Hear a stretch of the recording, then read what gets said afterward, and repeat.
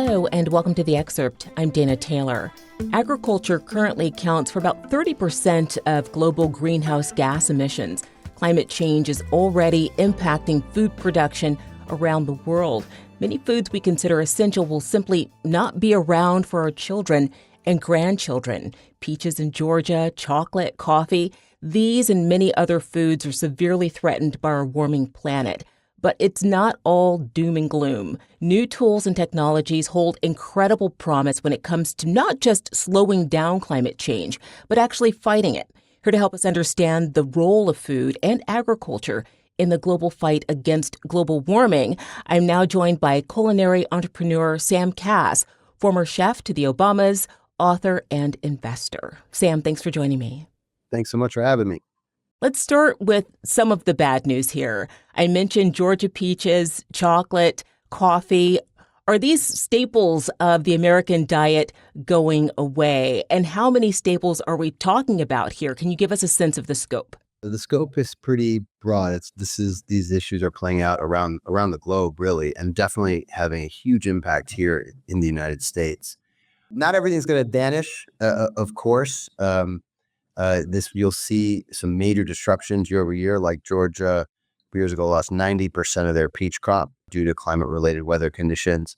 But hopefully this year, the peaches will be back. But year over year, we're going to see declines in yields across many of the foods that we love. Coffee is already going through really difficult, challenging times around the world, and here, in the Americas, where farmers are having to plant their coffee trees up the sides of mountains because it's getting too hot in the kind of valley regions that traditionally coffee has been grown. But in many places, they're running out of room. There's sort of only so far up the mountain one can go. Chocolate last year saw a 200% increase in the cost because of massive drought in many of the regions that produce chocolate. And, by 2050, the models show that very few of the regions that are currently producing chocolate will be able to continue to do so.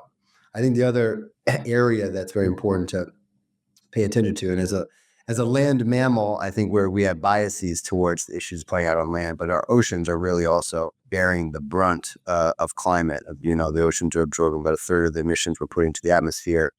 It's warming the waters and also making the water more acidic, which is impacting shellfish and crustaceans pretty dramatically. The snow crab fishery that's been on an operation since basically the beginning of civilization in the Americas has now been closed for the second year in a row because there's simply no crabs. We've lost over 80% of the crabs in 5 years. You've seen a complete collapse of that population. Same with the salmon. Commercial salmon fisheries in all of California have been closed, so there just isn't any salmon.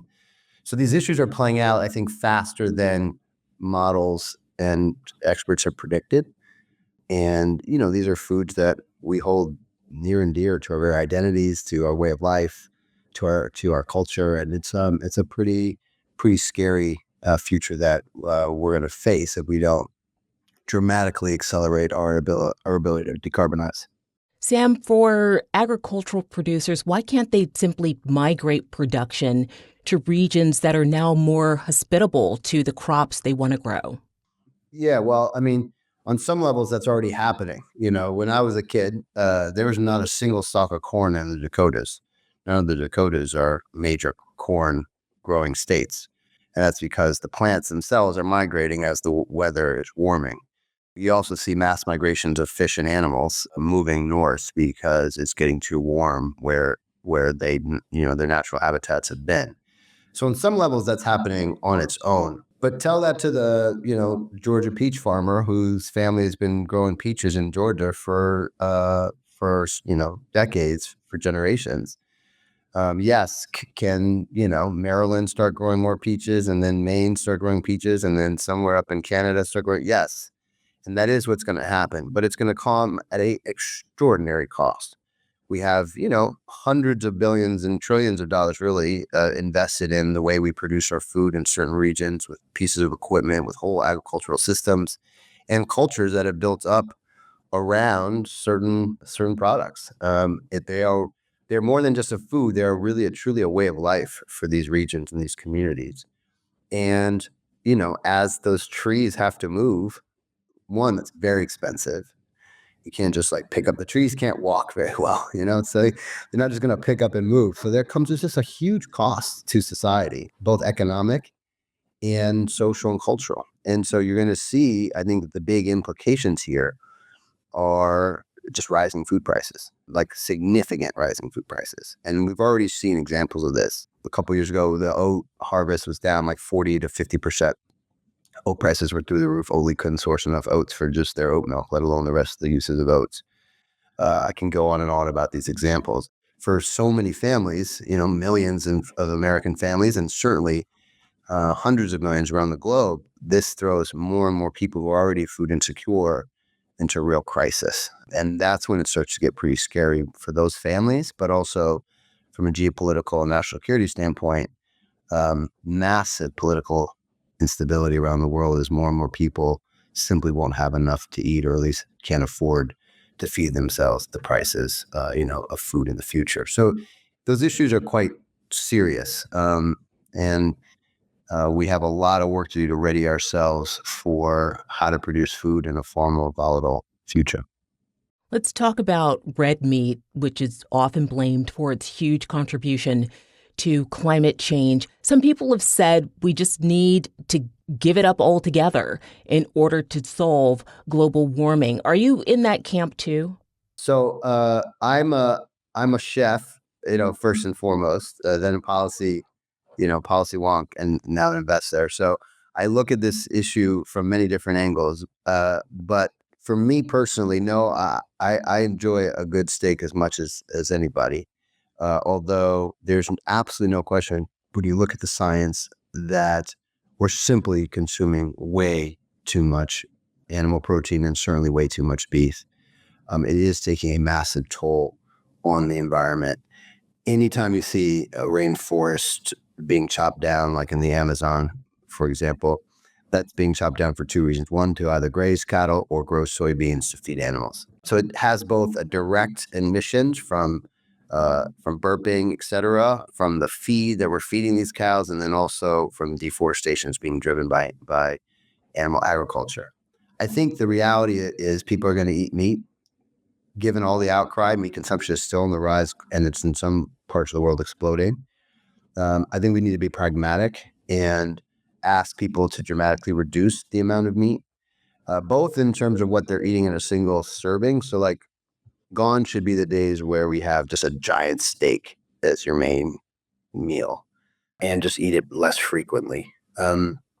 But allow people the space to enjoy, those products, because I just think that's the reality. In a utopic world, would we be producing beef very differently? I think there is sustainable ways to have animal protein. It just to create enough animal protein at a price point that, the mass market can afford just comes at a huge cost. And essentially we're externalizing the environmental impact of that production system.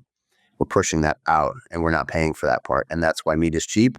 And that's why we're eating so much of it. And that's why it's having such a negative impact on the environment. So I would say, and this is what I've done in my life, just try to eat a lot less of it. And every once in a while, when you want a special treat, like go for it.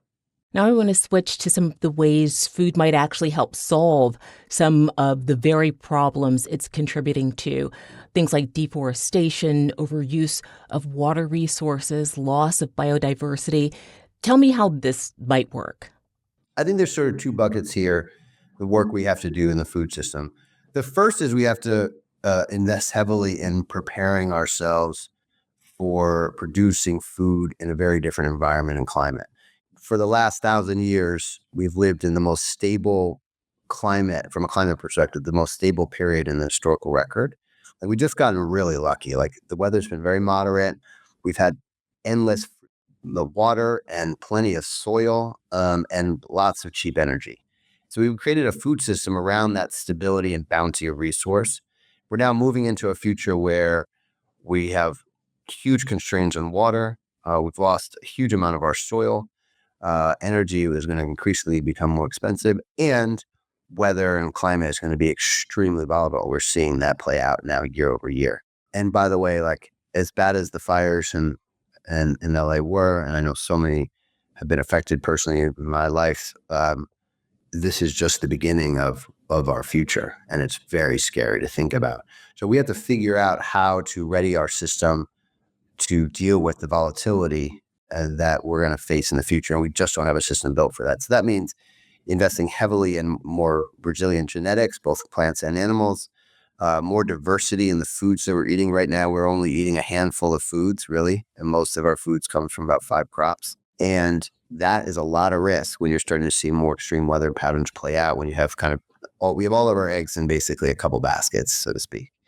So we have to get much more diversity in terms of what we eat and how we produce it to ready ourselves for extreme weather conditions. So that's a big piece of business.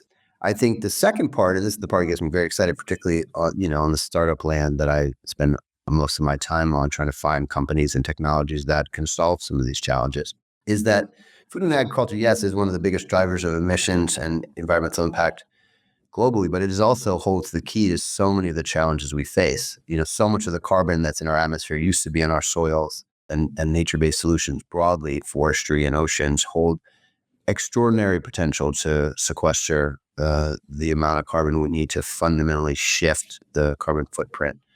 And it's a system that has over 1 billion people currently working in it, and one that can be harnessed through changing of practices and new emerging technologies to start to not only reduce our footprint, but start sequestering this kind of carbon in the time horizon that the science says we have. I think the thing that people miss on there's a lot of carbon direct air capture technologies and all these other, science fiction like futures that are getting a lot of money and a lot of attention because they're very sexy sounding.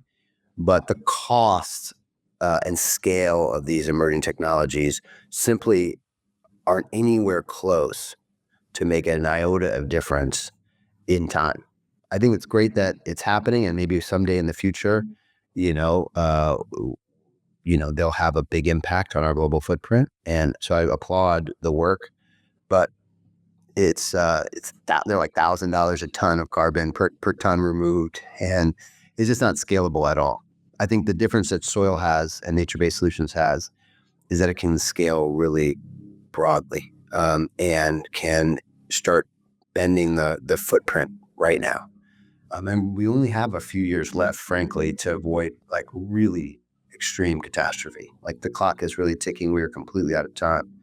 We have to start incentivizing growers just change the way they're farming and start adopting new technologies that can really change the environmental footprint of our economy. And I think it's the only system that I know of that has the capacity to do that.